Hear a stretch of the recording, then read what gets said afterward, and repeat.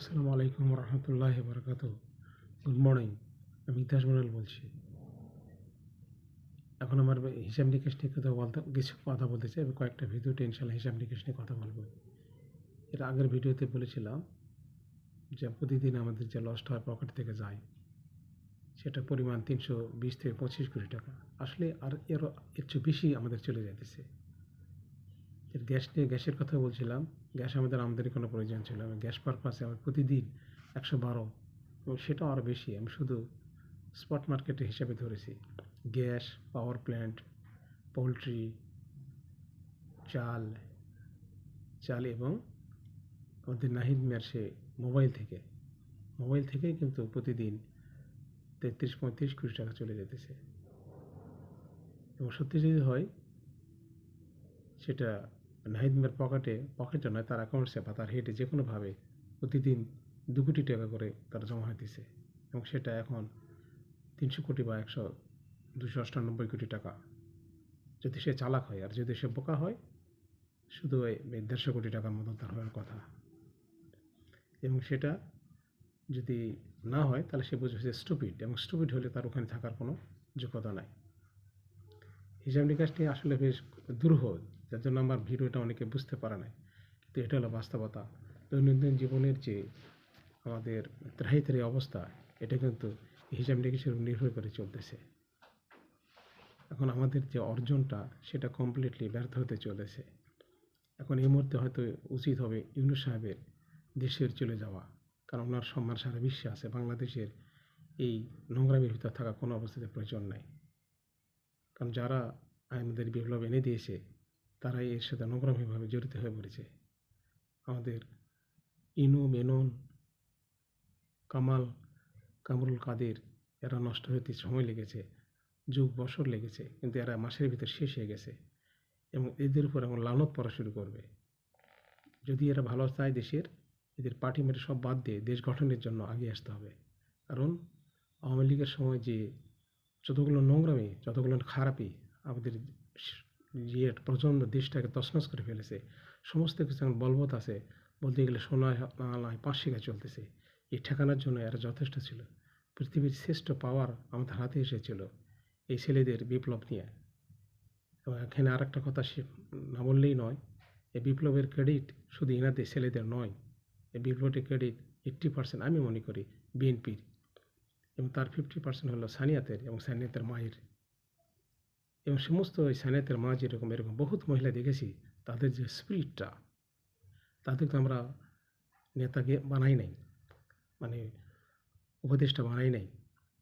এখন যারা নেতা হয়েছে এদেরকে আমি অ্যাক্সিডেন্ট নেতা বলি, অ্যাক্সিডেন্ট লিডার। আর যারা মিনিস্টার হয়েছে বা মন্ত্রণালয়ের দায়িত্ব আছে, এরা ডেফিনেটলি এরা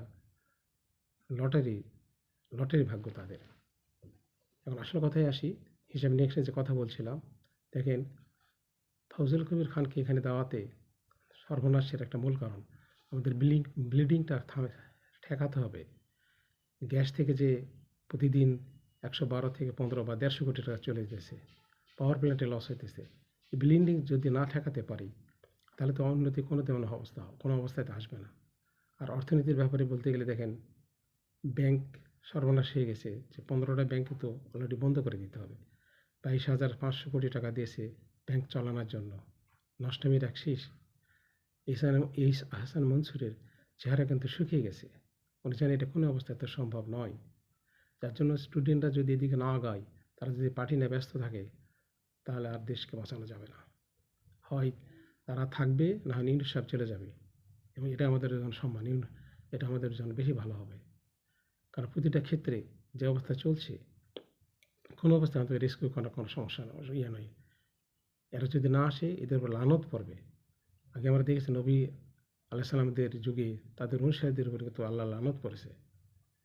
তারা এত কাছে থাকার পরও ঠিক এদেরও যদি না সরে আসে, এরা যে অর্জনটা নিয়ে আসছে, এটা একটা স্ফুলিঙ্গ।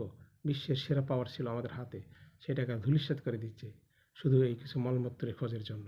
কেন এখন যে পরিবেশটা ছিল অমীয় পরিবেশ, আমি বলেছিলাম এর আগের ভিডিওতে, দেশটা একটা ফিনান্সিয়াল প্রস্টিটিউশনে পরিণত হয়েছে। এখানে শুধু ওই আর ওই চলতেছে।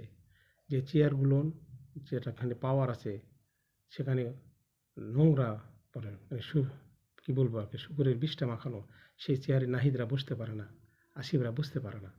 কিন্তু জানি না কোন চক্রের ভিতর তারা পড়ে গেছে, এখান থেকে উদ্ধার হবে না। ওই চেয়ারটাকে পরিষ্কার করার জন্য আমাদের এই সংগ্রাম, এবং এটা চলবে, চালু থাকবে।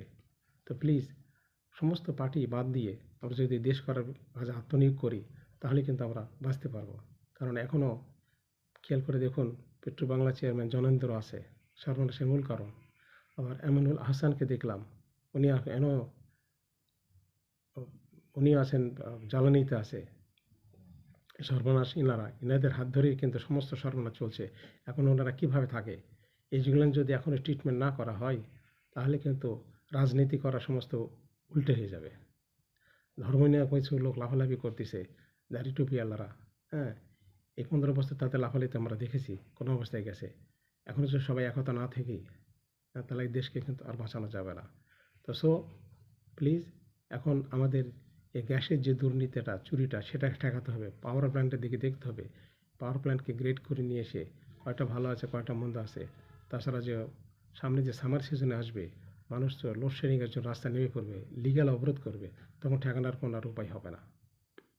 দেখ, আমি ঘুষতে কথা বলতে পারি না, এটা বড় মুশকিলের কথা। আমি এইটুকুই বলতে চাই যে ব্যাংক সেক্টরকে বাঁচাতে গেলে ব্যাংকগুলো বন্ধ করতে 15টা, যেমন বড় আলাপ আলোচনা, তেলের দাম কমাতে হবে। হ্যাঁ, তেলের দাম কিন্তু আসলে অনেক কমানো যায়, তাহলে একটা স্বস্তি ফিরে আসবে। আর যেমন তেল নাকি চুরি হয়ে যাবে বা ভোটারে বাস হয়ে যাবে, এটা একটা স্টুপিডের কথা। এই নোংরামি করে তারা এইভাবে রাখতেছে। তেলের দাম এখন 75 লিটার 75 টাকা বা 80 টাকার ভিতরে হবে। 80 টাকা নিয়ে আসলে আমাদের জনজীবনে ভীষণ স্বস্তি আসবে। এবং এদিকে সবাই আপনারা দৃষ্টি দেবেন, শুধু রাজনীতি করা, পার্টি করে না, মাতামাতি করেন না। আগে অর্থনীতিকে উদ্ধার করতে হবে, এবং আইন শৃঙ্খলা পরিস্থিতি তার সাথে সাথে থাকবে, এবং এটা একটা সবচেয়ে বড় বিষয়। আইন শৃঙ্খলা না উন্নতি হলে দেশের এখন উন্নতি, সংস্কার সমস্ত কিন্তু উল্টে যাবে আর কি। তো আজকে এই পর্যন্ত রাখি।